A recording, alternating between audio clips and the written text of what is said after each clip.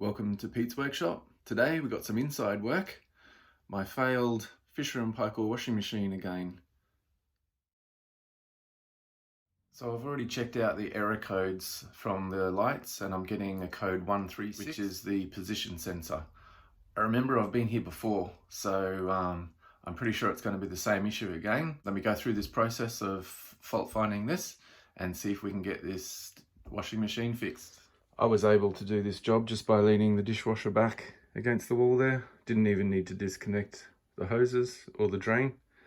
Of course, I have turned the power off to be safe. First step is to remove this part of the motor. So that's your permanent magnets side of the motor. This is the stator side of the motor. The position sensor board is under the back here. Pretty sure the easiest way to get to this is we still need to remove this. So we just remove these. They look like M10s. Remove that and then we can get to that board. So I just did notice that this earth wire is disconnected. Looks like it's just come off this terminal here. So unlikely that this is causing my fault, but I'll fix that while I'm down here and doing this job.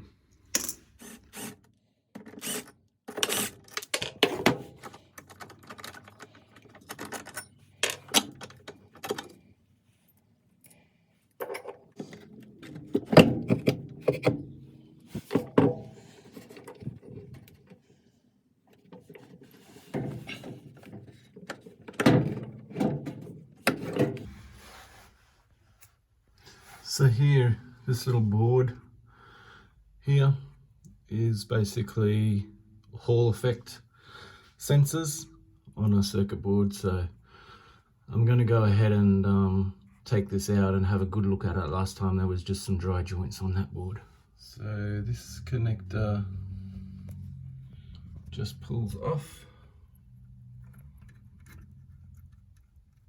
I'm just wiggling that from side to side.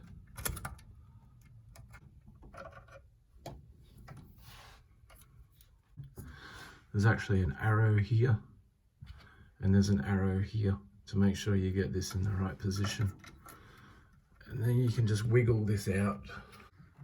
Okay, so I've got this loosened up now, but basically you just wiggle that out and it literally just pulls out like that. And then we have it. So this is what I'm going to inspect very closely. Those three Hall effect sensors leading out to these terminals. Onto the electronics workbench we go. So here you can see my other repair. There's actually a broken track. So I've replaced that with a wire. So let's check out the others and see if maybe the same thing's happened again.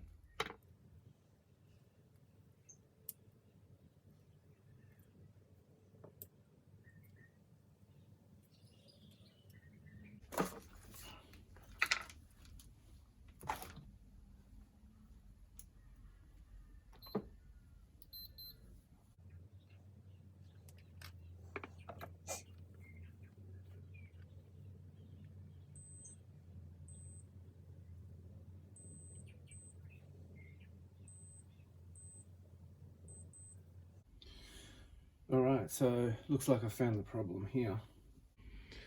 So this is a very simple board. We've basically got two power supply rails, so plus or minus, not sure which one's which.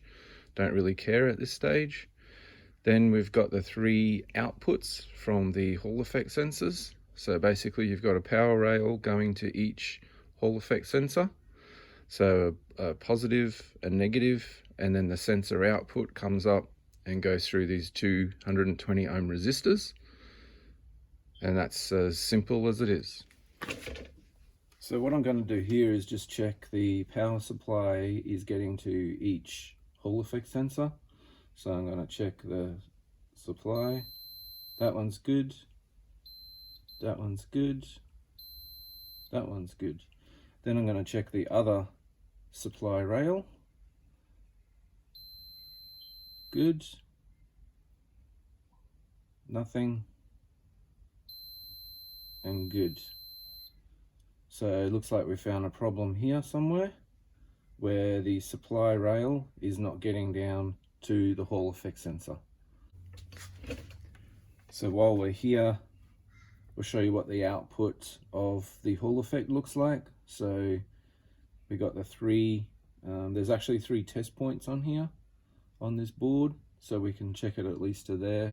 220 ohms getting all the way to the Hall effect sensor, 220 ohms getting all the way to the Hall effect sensor, and 220 ohms getting all the way to the Hall effect sensor. So let's look for this grounding problem. Okay, so I think I found the problem. Here on this track, you can see a bit of corrosion on this track here, where I've just got that screwdriver. So we'll try and get a little bit closer. So let's see if we can actually use this for a magnifier through the iPhone. And there it is there, that little part right in the center of that field of view. I reckon that's probably the problem. So let me clean up around that and I'll show you how to repair that kind of thing. So what I need to do here is actually clean up both sides of that track, and then I'll just run a little bit of probably just solder across the two and see if we can bridge that. This is a pretty cool tool. It's just a fiberglass brush, and let me see if I can get down and remove the corrosion from that track.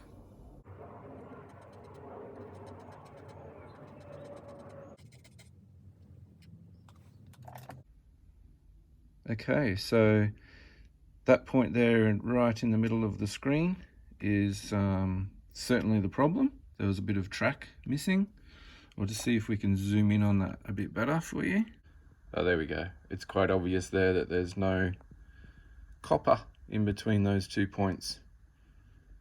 So I'll just show you how I tested that as well. Okay, so what I'm going to do is go between one side of that track and the Hall effect sensor. If I go on the other side of it, I get nothing. But if I go, so all of the grounds are all common together. So if I look at that point and that point, that's a common ground, which is the same as this terminal back here as well. That's where we've got our problem. So I just need to fix that bit of track. I think this is probably the reason why I chose to put this wire in last time. It was probably very difficult to bridge that track. You can see there's lots of good flux there, but we just can't bridge those. Alright, I'm just going to try this first. I've just got a small piece of wire from a leg from a resistor or something. Just going to see if we can get that in place.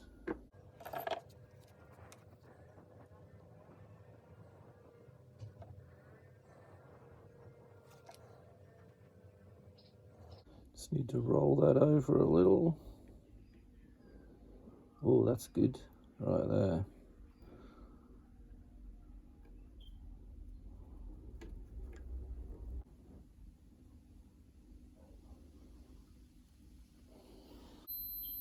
And even though you can't see the screen, you should hear the beep. So we'll check this one first. That's good. There you go. We've now got continuity.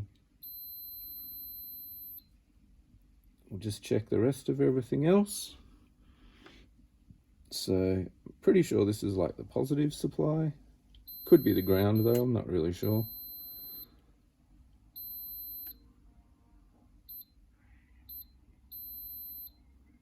Good.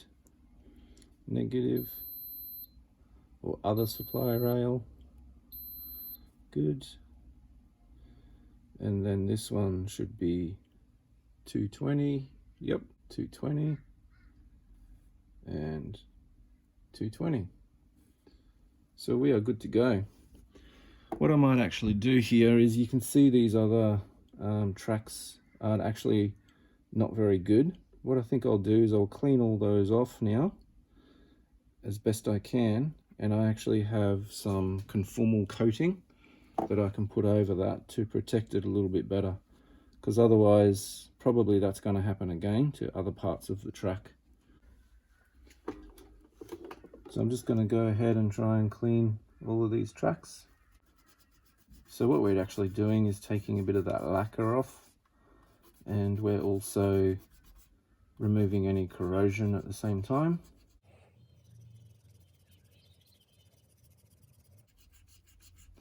So obviously most people would just replace this board, and I guess that's the thing with me.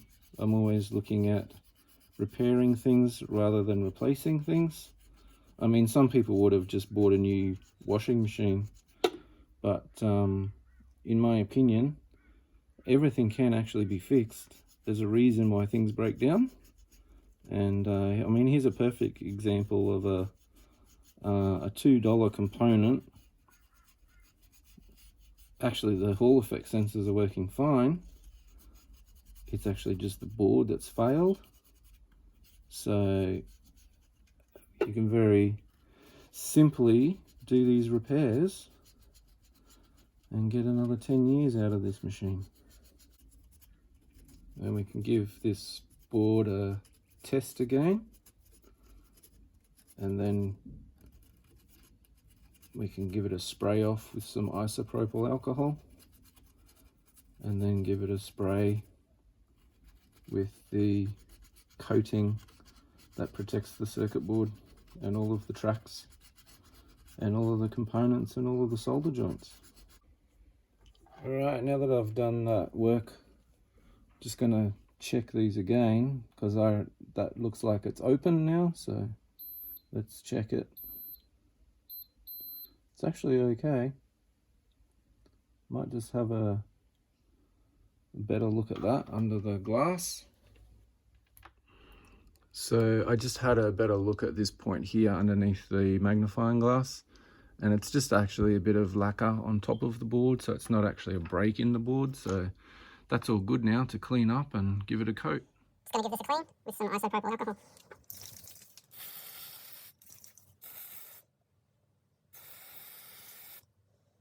So this is the conformal coating that I've got. So this basically is exactly for this job. We're going to make sure that we don't get any of that on the contacts, because we don't want to stop that from connecting. Give this board a little spray.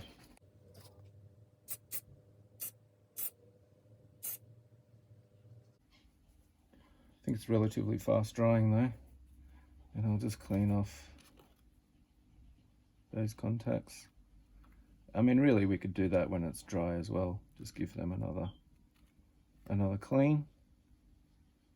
But I can feel that on my fingers, and it's quite sticky, and I think that'll go and set quite fast. So that's it. You can see that's a lovely good coating.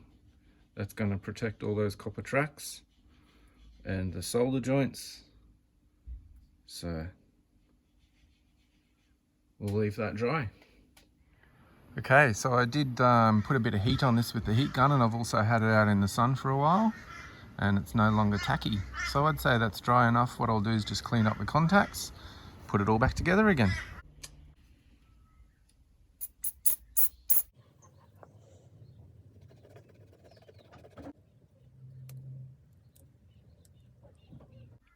All right, that is good to go back in the machine. Okay, remembering that we need to line these two arrows up, and then just simply slide that in. And those Hall effect sensors need to go underneath those plastic tabs there. And then that clicks in place.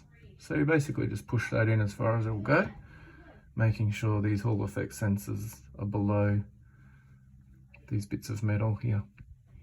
So now I'll need two hands to put this wiring back into place through here. I'll show you what that looks like.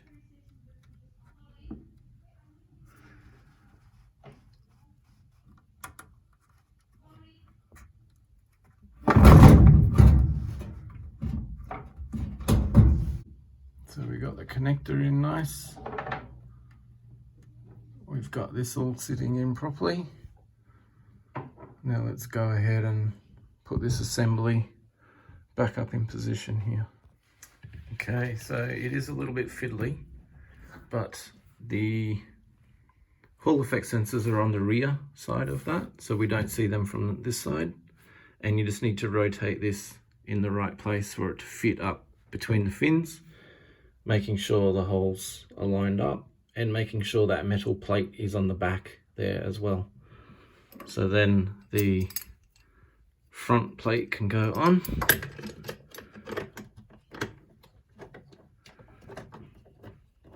And we can get all that back together again. So I've just fitted a standard 1/4 inch crimp-on connector. So we can now restore that earth point.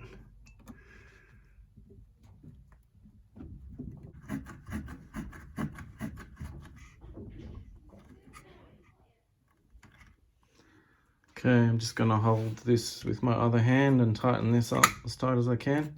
Then we can drop it down and give it a test. So this main nut's all tight now. I've got the cables through.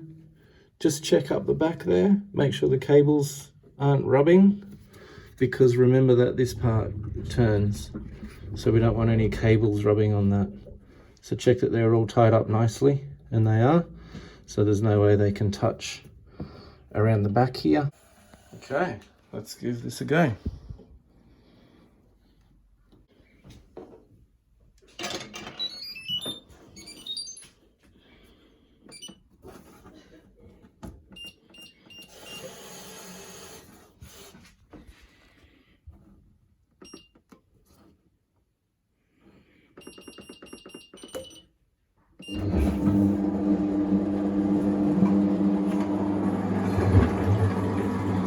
Yeah, so that was not turning at all before.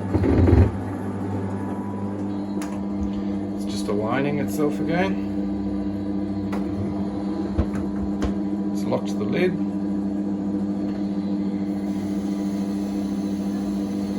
Looking good. Another successful fix in Pete's workshop.